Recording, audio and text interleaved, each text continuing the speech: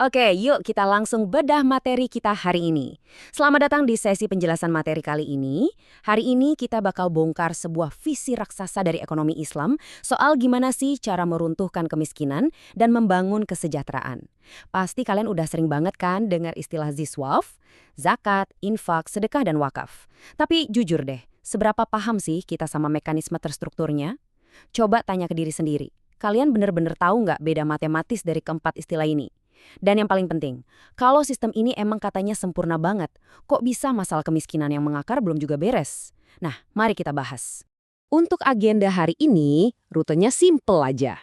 Pertama, kita bakal kenalan dulu sama perbedaan konsep dasar Ziswaf. Kedua, kita masuk ke aturan main zakat. Ketiga, kita intip siapa sih yang berhak nerima dan ngelola dananya. Dan terakhir, kita sandingkan zakat, pajak, dan isu kemiskinan. Kita masuk ke bagian pertama. Ziswaf, mengenal perbedaannya. Di sini kita bakal lurusin dulu beberapa miskonsepsi yang sering banget seliweran di masyarakat. Oke, kita mulai dari infak. Secara harfiah, infak itu cakupannya luas banget teman-teman. Benar-benar cuma berarti ngeluarin atau ngebelanjain harta. Jadi gini, infak itu nggak selalu urusan donasi agama loh. Kalian beli cangkir kopi, ngasih uang belanja ke keluarga, atau bahkan, dan ini menarik banget dicatat di sumber materi kita ya, ngeluarin uang buat hal yang diharamkan kayak nyuap pejabat pun, secara bahasa murni itu tetap disebut berinfak. Tentu aja, dalam konteks ibadah kita fokusnya ke hal positif, tapi penting banget buat tahu kalau istilah ini aslinya seluas itu.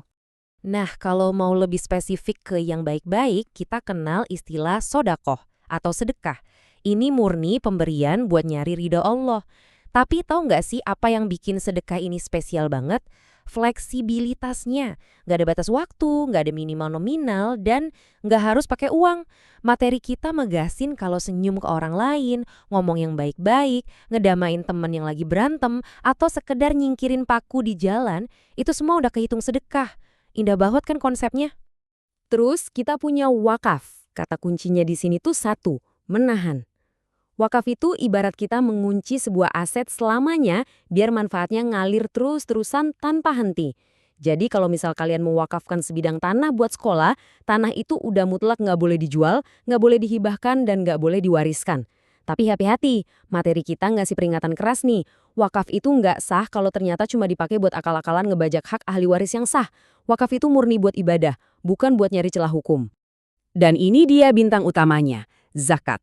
Beda 180 derajat sama tiga konsep tadi yang sifatnya sukarela, zakat ini kewajiban mutlak. Sangat ketat, sangat matematis, dan absolut nggak bisa ditawar-tawar. Ini adalah perintah langsung untuk nyisihin persentase tertentu dari kekayaan kalian, tujuannya buat ngebersihin sisa harta kalian itu. Jadi zakat itu bukan donasi biasa ya, zakat itu secara harfiah, hak orang lain yang kebetulan lagi numpang atau nempel di kekayaan kalian. Lanjut ke bagian kedua, aturan main zakat. Nah, Islam tuh nggak ngebiarin zakat cuma jadi sekedar himbauan moral aja, tapi ngebangunnya pakai sistem yang super terukur. Biar zakat itu sah, harus ada 4 pilar atau rukun ini di waktu yang bersamaan. Pertama, niatnya harus jelas. Kedua, ada muzaki atau orang yang emang wajib bayar. Ketiga, ada mustahik, yaitu pihak yang berhak nerima. Dan keempat, ya harus ada harta atau makanan pokok, fisiknya yang dizakatkan. Ibarat puzzle, kalau satu aja komponen ini hilang, ya siklus zakatnya gagal kebentuk. Nah, di sini kalian bisa lihat kejeniusan matematisnya. Ada konsep nisab atau batas minimal. Ini mastiin kalau kewajiban bayar zakat tuh cuma jatuh ke mereka yang benar-benar punya kelebihan harta, bukan ke mereka yang lagi susah.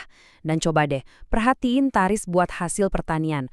Logika ekonominya masuk akal banget loh. Kalau ladang kalian diairi murni pakai air hujan yang gratis, tarif zakatnya 10%. Tapi kalau kalian harus keluar modal ekstra buat bikin irigasi, tarifnya dipotong separuh jadi 5% aja. Bayangin, keadilan seproporsional ini tuh udah didesain sejak ribuan tahun yang lalu. Masuk ke bagian ketiga, distribusi dan pengelola dana. Pertanyaannya, duit yang ngumpul segini banyak tuh ngalirnya kemana sih? Dan siapa yang ngurusin? Ternyata udah ada 8 kelompok spesifik atau asnaf yang ditetapin secara ilahi buat riba dana ini. Jadi sistem kesejahteraan ini tuh bener-bener presisi. Nggak cuma ngebantu orang yang nggak punya uang kayak fakir dan miskin, tapi juga nyasar ke masalah struktural loh. Kayak orang yang kecekik utang, budak yang pengen nebus kemerdekaannya, sampai musafir atau traveler yang kehabisan bekal di jalan. Zakat ini emang didesain sebagai jaring pengaman sosial yang merangkul semua titik rentan umat manusia. Tapi, ngurusin dana raksasa ini jelas nggak bisa sendirian dong. Makanya ada peran Amil. Di Indonesia, yang ngungut dan nyalurin zakat itu nggak cuma negara lewat Baznas aja loh. Inisiatif masyarakat juga jalan kencang. Buktinya ada belasan lembaga Amil Zakat atau LAZ tingkat nasional yang dikelola swasta, kayak Dompet Duafa, Rumah Zakat, sampai yang dikelola Ormas. Sinergi antara pemerintah dan komunitas ini krusial banget buat ngejangkau jangkauan yang lebih luas lagi. Dan asal kalian tahu, fakta bahwa kita bisa ngebedah struktur sedetil ini, itu berkat literatur dan edukasi yang terus berkembang. Modul Olimpiade Ekonomi Islam tahun 2019 yang jadi referensi kita ini, ngebuktiin kalau Ziswaf itu bukan sekedar teori jadul. Ini adalah fondasi literasi keuangan makro yang benar-benar dipelajari secara serius sama generasi muda, demi ngebangun sistem perekonomian yang jauh lebih adil di masa depan. Sekarang kita masuk ke bagian pamungkas, bagian keempat, zakat, pajak, dan kemiskinan. Yuk kita jajarin zakat sama instrumen yang paling sering kita dengar tiap hari, pajak. Dan ini nunjukin perbedaan yang benar-benar fundamental. Memang sih dua-duanya punya misi buat kesejahteraan umum, tapi sumber otoritasnya beda total. Zakat itu aturan ilahi, batasnya absolut, dan target distribusinya udah dikunci di 8 golongan spesifik tadi. Motivasi utamanya ya iman. Sedangkan pajak itu undang-undang buatan negara, persentasenya relatif, ngikutin anggaran, dipakainya buat fasilitas umum, dan orang mau bayar biasanya karena takut sama sanksi hukum. Beda banget kan pendekatannya? Nah, setelah ngeliat sehebat apa konsep Ziswaf ini, pastinya muncul dong satu pertanyaan besar di kepala kita. Pertanyaan yang juga sering banget digaungkan di berbagai kampanye donasi amal. Bisakah zakat benar-benar mengentaskan kemiskinan? Untuk ngejawab itu, mari kita lihat kutipan langsung dari sumber materi kita hari ini. Dan jujur aja ya, ini pernyataannya berani dan lumayan menohok. Dikatakan begini, zakat memang bisa mengentaskan kemiskinan. Tapi, zakat hanya ditugaskan untuk kemiskinan di negeri yang normal kemiskinannya. Maksudnya apa? Artinya, kita nggak bisa maksa zakat buat nyelesain kemiskinan kalau itu terjadi gara-gara sistem yang korup, penjajahan ekonomi, atau hukum yang nggak adil. Zakat itu solusi buat kondisi alamiah masyarakat. Dia bukan tongkat ajaib buat nambal kebobrokan sistemik akibat keserakahan manusia. Jadi, kesimpulannya udah sejelas kristal. Zakat itu alat distribusi kekayaan yang nyaris sempurna. Tapi dia nggak bisa jalan sendirian dalam isolasi. Mau segunung apapun dana Ziswaf yang kekumpul, kalau tata kelola negara dan sistem ekonomi di sekitarnya hancur, ya dampaknya bakal sama aja kayak kita nuang air ke ember yang bocor. Bener-bener percuma. Eksekusi zakat mutlak harus dibarengi sama reformasi tata kelola ekonomi makro negaranya secara menyeluruh. Kita udah ngebongkar habis ekosistemnya hari ini, ngitung angka-angkanya, dan menghadapi realita penerapannya.